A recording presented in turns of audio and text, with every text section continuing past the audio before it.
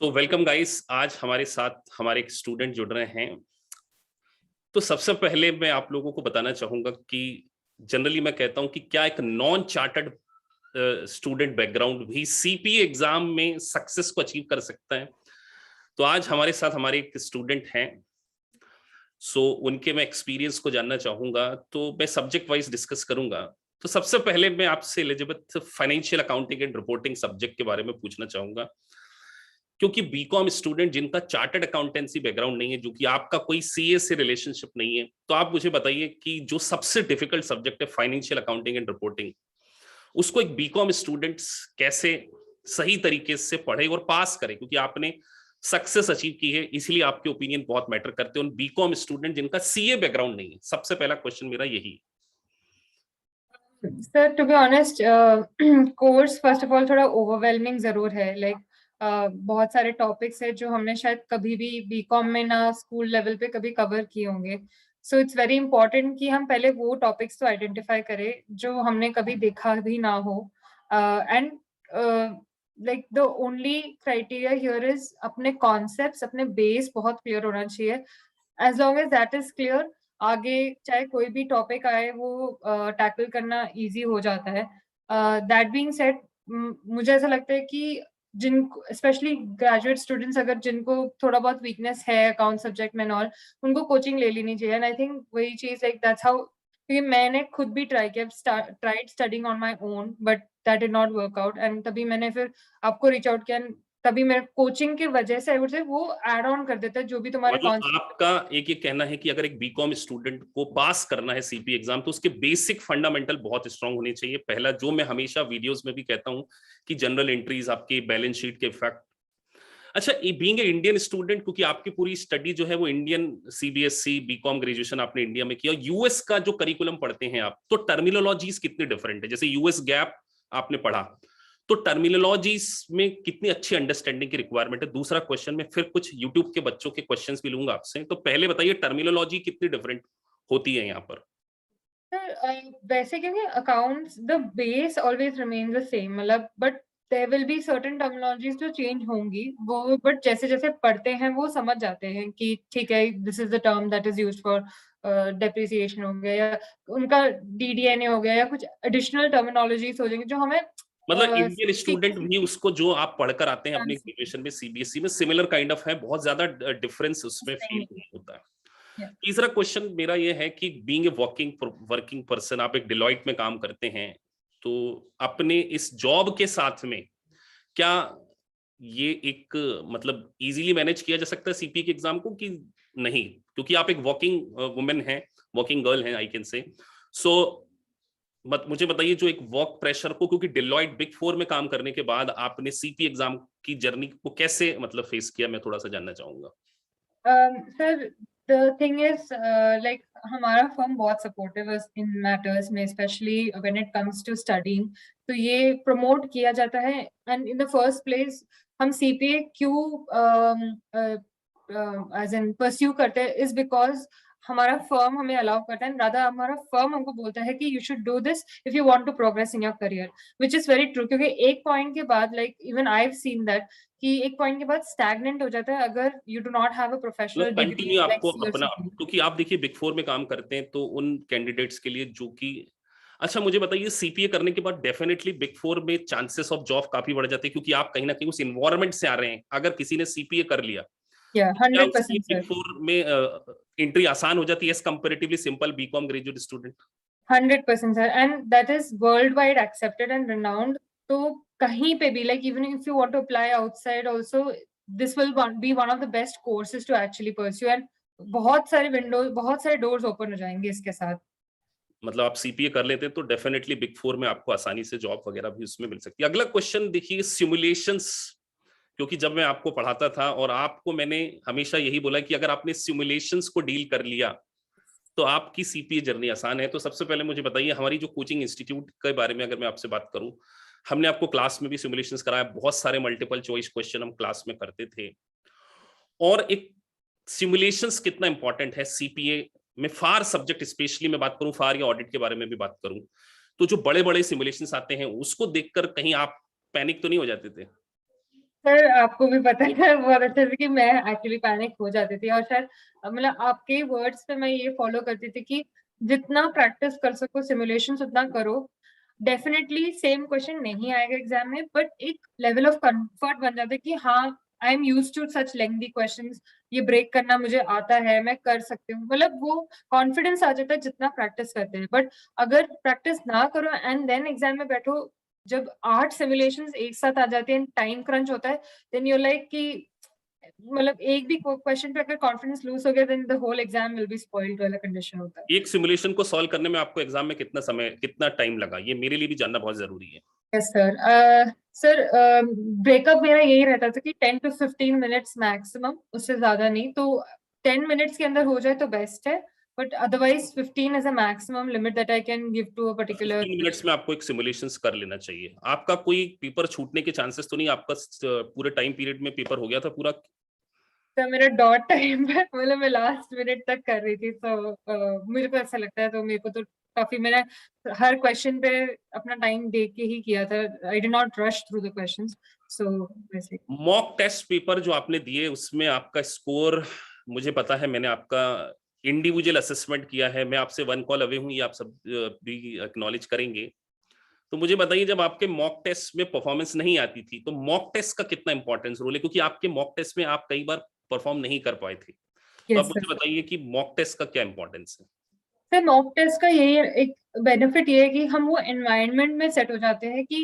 Exam ऐसा रहेगा, इतना ही टाइम मिलेगा, ना इससे ज्यादा ना इससे कम। तो अपने आप को टाइम करना सीखना, उससे सीखा था मैंने। एंड जितना मॉक, मतलब 3 मॉक्स तो दिए थे, तो वो 3 मॉक्स देने पर एक एक कंफर्ट आ जाता है कि यस ठीक है, this is how I must like appear और approach for this exam, and rather की पैनिक करके एकदम से देख लिया कि 33 सिमुलेशंस इतने टाइम में कंप्लीट करने। तो टाइमिंग करना और लाइक कॉन्सेप्ट्स ऑब्वियसली रिवाइज हो जाते हैं मॉक दे के, एंड एक एग्जाम एनवायरनमेंट जो सेटअप हो जाता है वो मॉक के थ्रू ही हो सकता है, कुछ और नहीं उसको सब डिफरेंस कर सकता उससे। अच्छा, एक वर्किंग प्रोफेशनल के नाते आपने 10 डेज की लीव ली थी, मुझे आपने फोन किया था। 14 अक्टूबर को आपकी एग्जाम थी और मेरी आपसे कब बात हुई थी, शायद मैंने फिर आपका पूरा एक प्लान सेट किया था कि आपको ऐसे ऐसे सारी चीजें करना है। तो yes 10 days leave is sufficient? मैं तो डर रहा था लिटरली, सही कहूं आपने, मैंने आपको वार्न भी किया था कि देखो आप है ना 10 to 15 डेज की लीव लेके अगेन इतनी बड़ी एग्जाम को फेस करने जा रहे हो, लेकिन आपने इसको प्रूफ करके दिखाया कि नहीं, 10 to 15 डेज इज सफिशिएंट। तो मेरे अभी जो स्टूडेंट बीकॉम ग्रेजुएट जिनका कोई सीए बैकग्राउंड नहीं है वो एग्जाम देने जा रहे हैं, तो वो भी इस वीडियो को देखेंगे तो ये सामने एग्जांपल है, उन्होंने 10 to 15 डेज की फुल लीव लेकर हम्म। एग्जाम पास किया। तो आप मुझे बताइए 10-15 दिन सफिशिएंट है पूरा रिवाइज करने के लिए? सर टू बी ऑनेस्ट वैसे नहीं है, लाइक आपने जितने बार मुझे वार्न किया, मुझे पता है वो मेरे इंटरेस्ट के लिए था कि जितना ज्यादा टाइम लगे उतना ज्यादा टाइम मिलेगा to focus and revise. But ये है कि उससे पहले भी मैं बैठ के रिवाइज करती हूँ। वो जो 10-15 डेज था, मैंने सिमुलेशन या मेरे वीक एरियाज उन पे फोकस किया ताकि मैं उन चीजों को फ्रेश रखूं माइंड में एंड देन एग्जाम के लिए जाऊँ। तो वो 10-15 डेज मैंने उन चीजों पे फोकस किया रादर देन पूरा सब्जेक्ट, और मतलब पूरा सब्जेक्ट किया तो था, बट मेजर फोकस मेरा वीक वीक एरियाज में रहा था उन 10 to 15 डेज में। अब मुझे बताइए कि बहुत सारे स्टूडेंट्स कई बार बोलते हैं क्या सॉफ्टवेयर वाकई जरूरी है कि नहीं सीपी एग्जाम को पास करने में, क्या बगैर सॉफ्टवेयर के पास कर सकते हैं क्या? नहीं सर, मैं उस पे कभी राजी नहीं होंगी कि विदाउट सॉफ्टवेयर पास करना अभी बहुत मुश्किल इन बिटवीन एक और न्यूज मिली है कि अभी 2 स्टूडेंट और क्या बोलते हैं पास हो गए हैं, तो उनका भी है। इंटरव्यू करेंगे। और वो बीकॉम ग्रेजुएट स्टूडेंट है। मतलब आज मेरे लिए बड़ा हैप्पी डे है कि मेडल्स मिलते जा रहे हैं, क्योंकि सबसे बड़ी बात देखिए, जिनका चार्टर्ड अकाउंटेंसी बैकग्राउंड नहीं है वो अगर पास होते हैं, तो अभी आपके बाद एक और इंटरव्यू में कंडक्ट करने वाला हूँ, दो और करने वाला हूँ जो कि बीकॉम थे। सीए इंटर वाले बच्चे तो हमसे पास बहुत आसानी से हो जाते हैं सीए बैकग्राउंड, लेकिन मैं बीकॉम वालों के ऊपर ज्यादा फोकस करता हूँ। तो अब मैं फिर से एक बात कहूँ कि आप खुद एक एग्जाम्पल हैं कि बीकॉम ग्रेजुएट भी अगर कितने घंटे की स्टडी अगर डेली बेसिस पे करें, आप कितना, क्योंकि आप एक simple BCom chartered accountancy background नहीं है, बार बार हाईलाइट इसीलिए कर रहा हूं, तो यस कितना घंटे की स्टडी बीकॉम ग्रेजुएट को करनी चाहिए? Sir, actually at least 6 hours, like 3 hours in the morning and 3 hours in the evening वाला, अगर ब्रेकअप होके पढ़ सकते हैं तो बेस्ट मतलब है। अगर आप 3 महीने, क्योंकि अगर 3 से 4 महीने में अगर आपको एग्जाम पास करनी है एक या सब्जेक्ट के एक मॉड्यूल के बारे में बात करूं, तो आपका कहना है कि 3 घंटे, और अगर एक वर्किंग प्रोफेशनल है, जैसे आप तो वर्किंग है आपका, तो इतना टाइम आपको मिल जाता था 3 घंटे सुबह और 3 घंटे शाम के लिए? सर सुबह तो फिर भी मैं कोशिश कर लेती, लाइक मैं 7 to 10 पढ़ लेती थी, एंड शाम को शायद मेरा थोड़ा टाइम कम हो जाता था, बट सुबह मैं फोकस करती थी क्योंकि उस टाइम और कोई डिस्टर्बेंस नहीं, कुछ नहीं, I can focus and study वाला टाइम होता था, तो हाँ मैं वो टाइम निकाल लेती थी उस टाइम। अब हम बात करते हैं AKPI इंस्टीट्यूट की टीचिंग क्वालिटी के बारे में। 100% लाइव क्लासेस थी आपकी, हमारी? यस, 100% लाइक और आप मुझे बताइए हमारा सपोर्ट आपको कैसे रहा, क्योंकि स्टूडेंट्स कई बार, क्योंकि देखिए एक बहुत बड़ा करियर, क्योंकि हमारे ऊपर भी रिस्पॉन्सिबिलिटी होती है, तो बीकॉम स्टूडेंट्स को आप क्या कहना चाहेंगे कि क्या AKPIS की क्वालिटी के पॉइंट ऑफ व्यू से आप क्या कहना चाहेंगे, क्योंकि आपने एग्जाम में पूरा मुझसे पढ़ा हुआ है, पर्सनल हमारा डिस्कशन सारी चीजें, तो आप स्टूडेंट्स को क्या कहना चाहेंगे, what kind of quality we are giving to you? Sir, quality is definitely high up there and 100% for sure. मतलब कोचिंग अगर देखेंगे तो बहुत सॉर्टेड है यहाँ पे, इन द सेंस जैसे आप पढ़ाते हो, जैसे आप समझाते हो, लाइक ऐसे नहीं कि कुछ कॉन्सेप्ट बोल दिया एंड समझा दिया, आप word to word, line by line हर सब्जेक्ट को कवर करते हो, एंड कोई भी ऐसे नहीं है कि कोई टॉपिक आप बोल देते हो आप घर से पढ़ लेना या देख लेना, आप आप अपना पूरा, like you give your 100% and you expect the same from us also. So जब आप वो करते तो हमें वो मोटिवेशन इंस्पिरेशन आता है कि यस, अगर सर हम पे इतना इन्वेस्ट कर रहे तो हमें भी उतना ही मतलब रिवॉर्ड करना चाहिए उनके उनके मेहनत को। उसके अलावा सर एक मुझे चीज ये अच्छी लगती थी कि जब आप कोई कॉन्सेप्ट समझाते हो तो आप बहुत बेसिक लाइफ एग्जांपल्स देके उसको समझाते हो, तो वो और दिमाग में बैठ जाते हैं कि हाँ सर ने ऐसे समझा। लाइक मुझे एक बहुत एक एग्जांपल याद है जिसमें आपने हम स्टूडेंट्स को ही लेके एप्पल और ऑरेंजेस को लेके स्वैप एग्रीमेंट्स को एक्सप्लेन किया था, वो इतने अच्छे से एक्सप्लेन किया था कि मेरे को अभी भी याद है वो चीज, बिकॉज वो आपने वैसे समझा था, क्योंकि बुक के एग्जाम्पल तो एक्स वाई और कुछ ऐसे लिख दिया हो जाता है, बट 100% डाउट्स आपके एंटरटेन करते हैं कि नहीं? 100% डाउट्स वगैरह कोई आपको ऐसा तो नहीं हुआ कि फैकल्टी, मतलब कि आपके कोई डाउट्स पेंडिंग रह जाते हों, या कोई कॉन्सेप्ट आपको ऐसा तो नहीं लगा कि जो हमने कभी रिमेन किया हो, क्योंकि बाकी स्टूडेंट्स भी जानना चाहेंगे ये बातों को। ये सर नहीं, ऐसा कभी नहीं रहा है, आप बहुत लाइक अप्रोचेबल रहे हो, लाइक एनी टाइम मुझे क्वेश्चन में आपको बस एक मैसेज डाल देते हो, आप उसी टाइम ऐसे कॉल लेने के लिए रेडी हो जाते हो, तो उस वे में भी like yes, all my doubts every time were answered on time.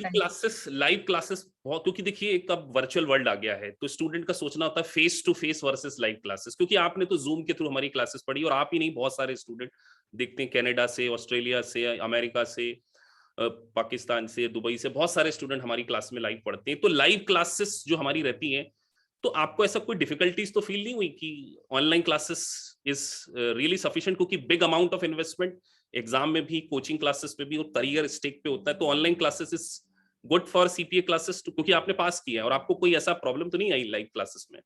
Sir पहले तो ये डर जरूर था कि ऑनलाइन क्लासेस में कितना ही समझ आएगा, एंड स्पेशली ऐसे प्रैक्टिकल क्वेश्चंस वगैरह में कैसे समझाएंगे, बट वो सब आपने बहुत स्मूथली कंडक्ट किया in every class and in every lecture actually, तो इस वजह से मुझे तो बहुत कंफर्टेबल लगा ये प्लेटफॉर्म, एंड इसलिए भी बिकॉज मैं एक वर्किंग प्रोफेशनल हूँ, तो मुझे लिटरली लाइक 2 मिनट में मुझे बस ज्वाइन करना था ना रात, मुझे कहीं ट्रैवल नहीं करना पड़ता, मुझे कहीं और कोई और टाइम इन्वेस्ट नहीं करना पड़ता, तो वो सब इस वर्चुअल प्लेटफॉर्म की वजह से बहुत मेरे लिए बहुत ही रिजॉल्व्ड था, तो आई हमारी वाज क्लासेस भी फ्लेक्सिबल होती थी, हम जानबूझकर आपके, क्योंकि जॉब के टाइमिंग के अकॉर्डिंग मतलब मैनेज करते थे, हाँ जैसे अगर सैटरडे संडे या लेट नाइट को 9 o'clock कर लेते थे, अर्ली मॉर्निंग, तो ये फ्लेक्सिबिलिटी हमारी इंस्टीट्यूट में आपको डेफिनेटली देखने को मिलेगी। अगला क्वेश्चन मेरा ये है आपसे, बहुत सारे स्टूडेंट कई बार मुझसे ये पूछते हैं कि आपका जो NTS आपको कब फाइल करना चाहिए, क्योंकि देखिए बहुत सारे स्टूडेंट क्या करते हैं, मैं जनरली बोलता हूँ, इवैल्यूएशन कराया तो आपको एक एक पेपर का NTS फाइल करना चाहिए, या कैसे करना चाहिए? NTS के बारे में क्वेश्चन है कि सारे सब्जेक्ट का एक साथ फाइल कर दें, सारी क्लासेस पहले कर लें और फिर अपने वो करें, कैसे क्या करना चाहिए, मैं आपसे जानना चाहूंगा। सर एनटीएस का पर्पस ये होता है कि उसका एक विंडो होता है 6 मंथ्स, और उस 6 मंथ्स में अगर तुम एग्जाम के लिए अपेयर नहीं करते तो फिर वो एनटीएस हमारा वेस्ट हो जाता है, लैप्स हो जाता है, तो as until and unless you are 100% sure कि यस मैं रेडी हूँ, प्रिपेयर्ड हूँ एग्जाम के लिए, मतलब यू विल ऑलवेज नो कि हाँ मेरे इतना कोर्स बचा है या मैं इतना ही रेडी हो भी, तो उस हिसाब से अगर प्लान करेंगे तो एनटीएस टाइम पे भरना इज वेरी इंपॉर्टेंट, एंड उस 6 मंथ्स के विंडो में वो एग्जाम देना। अब वो अगर तुम 2 सब्जेक्ट के लिए रेडी हो तो सिर्फ 2 सब्जेक्ट का डालो, अगर तुम चारों के लिए रेडी हो तो चारों के लिए डाल के एनटीएस मतलब दे दो। तो it's all upon your preparation and how confident you are with everything कि हाँ मेरा सब रेडी है and I am ready to give the exam only then, क्योंकि एनटीएस आने में इतना टाइम नहीं लगता, बट एनटीएस जब मिल जाएगा उसके बाद जो विंडो है वो बहुत शॉर्ट है, वो मतलब उस विंडो में अगर तुम्हें चारों कवर करने पड़े तो you have to be very sure कि यस मैं कर सकती हूँ या कर सकता हूँ। अच्छा, सॉफ्टवेयर में जो आपकी रिपोर्ट आती है जिसको मैं एनालिसिस करता हूं, जैसे मैंने आपके पूरे मॉक टेस्ट को एनालिसिस करके आपके वीक पॉइंट, तो आप मुझे बताइए डेफिनेटली सॉफ्टवेयर में वो रिपोर्ट इंपॉर्टेंट है कि नहीं, जो आपका हर यूनिट वाइज परफॉर्मेंस बताती है कि आप इस इतने आपके मल्टीपल चॉइस क्वेश्चन सही हैं, आपके इतने सिमुलेशन सही हैं, और टीचर जो आपको उसमें गाइड करता है वो कितना इंपॉर्टेंट रोल प्ले करता है एग्जाम को पास करने में, परफॉर्मेंस रिपोर्ट जिसको मैं बोलता हूँ, जो मैंने आपकी चेक की है। यस सर, वो इसलिए इम्पोर्टेंट है क्योंकि एज आई सेड वो हमारे वीक एरियाज को हाईलाइट कर देता है कि हाँ ये टॉपिक्स में अभी भी मैं लैक करती हूँ, तो वो चीज आप देख के भी मुझे बता देते हो कि इस पे इतना और, या इस स्पेशली जैसे आप बोलते हो, आपने मुझे ये भी बताया था कि अब एमसीक्यूज पे मत फोकस करो, अब सिमुलेशंस पे, बिकॉज मेरा सिमुलेशंस वीक जा रहा था इन द मॉक टेस्ट, वो आपने खुद नोटिस करके मुझे बोला एंड वो चीज मैंने इनकॉर्पोरेट किया, मैंने वही फॉलो किया, तो इसलिए मेरा सिमुलेशंस इस बार बेटर हुआ आई कैन से। तो that was helpफुल, that breakup of bar subject को फेस करते समय डर तो डेफिनेटली लगा होगा सबसे ज्यादा। सर अभी भी मैं अनबिलीवेबल है, बट हाँ डर तो लगा था डेफिनेटली। तो आप ये डेफिनेटली मानते हैं ना कि बेसिक कॉन्सेप्ट आपके बहुत स्ट्रांग होने चाहिए। जनरल एंट्री का कितना इंपॉर्टेंट रोल है, क्योंकि जनरल एंट्रीज बहुत सारी सिमुलेशंस में पूछी जाती है, जनरल एंट्रीज सही होना चाहिए या नहीं होना चाहिए, क्योंकि कई सोचते हैं कि एमसीक्यू बेस्ड एग्जाम है तो क्या इतना आसानी से निकाल लेंगे, कि जनरल एंट्री का बेस स्ट्रांग होना चाहिए। जर्नल एंट्री डेफिनेटली इंपॉर्टेंट है, एंड ये मैंने जो जितने भी अभी अटेम्प्ट दे चुके उसमें मुझे ये फील हुआ है कि जर्नल एंट्री बहुत इंपॉर्टेंट है। बेसिकली वो कॉन्सेप्ट जानना जरूरी कि एक्सपेंस क्या होता है या रेवेन्यू क्या होना चाहिए, वो कॉन्सेप्ट जब तक क्लियर नहीं होगा, अगर एक एंट्री से भी गलत हो गया वो पूरा आंसर गलत कर देते हैं, मतलब उसमें कोई चांस नहीं है कि ठीक है अमाउंट तुमने सही लिखा है तो शायद तुम्हें मार्क मिल जाए, नहीं वो पूरा आंसर गलत हो सकता है अगर जर्नल एंट्री वाला कॉन्सेप्ट क्लियर ना हो तो। रिसर्च बेस्ड क्वेश्चन आपका सही हुआ था, रिसर्च बेस्ड सिमुलेशंस जो मैंने हैं, रिसर्च बेस्ड आपको कॉन्फिडेंट आ जाता था कि ऑथोरेटिव लिटरेचर जो हम सॉफ्टवेयर में, तो ये तो आप मानते हैं ना सॉफ्टवेयर के अंदर जो पैटर्न होता है वो डेफिनेटली आपको हेल्प करता है, वैसा का वैसा ही आपको एग्जाम में देखने को मिलता है जो आप मॉक टेस्ट बिल्कुल देते हैं। Yes sir 100%। कॉन्फिडेंस लेवल का कितना मैटर करता है सीपी एग्जाम के लिए, और जो कि कई बार आपका थोड़ा सा शेकी हो जाता था, तो जो क्लास में हम आपसे पार्टिसिपेट कराते थे, क्लास में जानबूझकर हम एक हेल्दी कंपटीशन को मेंटेन करते हैं कि सबको मल्टीपल चॉइस क्वेश्चन के आंसर देने हैं, तो आप मुझे यस बताइए क्या उससे कॉन्फिडेंस बढ़ता है, और कॉन्फिडेंस का कितना इंपॉर्टेंस रोल है सीपी एग्जाम को पास करने में। सर कॉन्फिडेंस बहुत जरूरी है, बिकॉज मतलब एज लॉन्ग एज कॉन्फिडेंस ना हो तो वो एग्जाम देने का कोई पॉइंट ही नहीं है, मतलब तुम उतने ही डरते रहोगे एंड वो एग्जाम खराब हो जाएगा। इवन जैसे क्लास में भी वही कंपटीशन सेंस कौन सबसे पहले आंसर देगा, उस वजह से भी वो रहता था कि हाँ मतलब I need to really work on it, या मुझे थोड़ा और मेहनत करना पड़ेगा। अगर सपोज जब पता चलता है कि बाकी लोग अच्छा कर रहे तो खुद में वो आ जाता है ना कि अरे मैं क्यों पीछे रह रही हूँ, आई शुड अच्छा, ऑल्सो। हेल्दी कंपटीशन हम क्लास में इसीलिए मेंटेन करते हैं। अब मैं आपसे ये पूछना चाहूंगा कि जैसे आपने अब एग्जाम को पास किया है, तो दूसरे स्टूडेंट्स जो कि कई बार डरते रहते हैं कि ये एग्जाम इतनी कॉस्टली है, यूनाइटेड स्टेट की एग्जाम, और आप सिंपल बीकॉम, आपका मास्टर भी नहीं और एक बीकॉम स्टूडेंट होने के बावजूद आपने इस एग्जाम को अचीव किया, तो एकेपीआईएस इंस्टीट्यूट के बारे में आप क्या कहना चाहेंगे, अगर आपको क्वालिटी एक लास्ट पे हम सम अप करेंगे कि एकेपीआईएस इंस्टीट्यूट का क्या आपकी सक्सेस में रोल है, क्योंकि आप इसके पहले दूसरे इंस्टीट्यूट से पढ़ चुके हैं, तो हमने क्या रोल आपकी लाइफ में प्ले किया, क्योंकि रिपीटर्स स्टूडेंट के लिए हम एक अलग से सेगमेंट भी लॉन्च करने जा रहे हैं, तो कितना टीचर के साथ साथ टीचर मैं आपको हमेशा अवेलेबल होता था फोन पे, और एक यस पर्सनल गाइडेंस और एक कॉन्फिडेंस कितना इंपॉर्टेंट रोल है जो टीचर आपके अंदर बिल्ड करता है। तो वो बहुत इंपॉर्टेंट है, वो आपने आई थिंक हम मतलब विदाउट एनी बायस आपने सब में वो इंस्टिल करने की कोशिश करी, जो भी आपके पास हम मेरे क्लास में जितने भी लोग थे हम सब में आपने वो कॉन्फिडेंस बिल्ड करने की कोशिश करी है, इस वजह से भी मतलब we always owe that credit to you, अगर हम पास करते तो it's like of course because of you, your efforts that have been put, and हमारा मेहनत तो ऑब्वियसली है, बट उसके अलावा आपके मेहनत की वजह से भी, एंड जितना जिस क्वालिटी से आप पढ़ाते हो, like that is also very very और इंपॉर्टेंट। लैंग्वेज में पढ़ाने के कारण आपको चीजें और थोड़ी सी कंफर्टेबल हो जाती होंगी, यस क्योंकि हम इतना डिटेल और इंडियन स्टाइल में पढ़ते थे। देखिए मैंने कभी यस भी आपको रिव्यू कोर्स जैसे नहीं पढ़ाया, कि मैं हमेशा ये बोलता हूं कि अगर आप एक इंडियन टीचर को चूज करेंगे और इंडियन अकॉर्डिंग पढ़ेंगे तो आप इंटरनेशनल एग्जाम को इंडियन तरीके से पास, क्योंकि आपकी जो बेस है वो इंडियन तरीके इंडियन वे है। तो being a Indian chartered accountant मैंने हमेशा ये कोशिश की कि आपके अंदर कॉन्सेप्ट को बिल्ड किया जाए, Yes, sir. Thank you for Elizabeth, आपका एक फीडबैक उन स्टूडेंट्स को डेफिनेटली आगे मोटिवेट करेगा, क्योंकि एक नॉन चार्टर्ड अकाउंटेंट बैकग्राउंड के लिए एग्जाम को पास करना एक अपने आप में अचीवमेंट है। So thank you very much for giving your time and all. और आपका फ्यूचर बहुत ब्राइट है, क्योंकि सीपीए एक इंटरनेशनल क्रेडेंशियल है। जब आप इन फ्यूचर आज से 5 साल 10 साल बाद सीपीए बनने की पूरा मतलब सीपीए की वर्क प्रोफाइल पे काम करने के बाद, क्योंकि आप तो डिलॉइट में काम करते हैं, तो आपका तो इन्वायरमेंट क्लाइमेट ही डेफिनेटली वैसा है। So thank you for this video, thank you very much. Yes, sir. Thank you so much.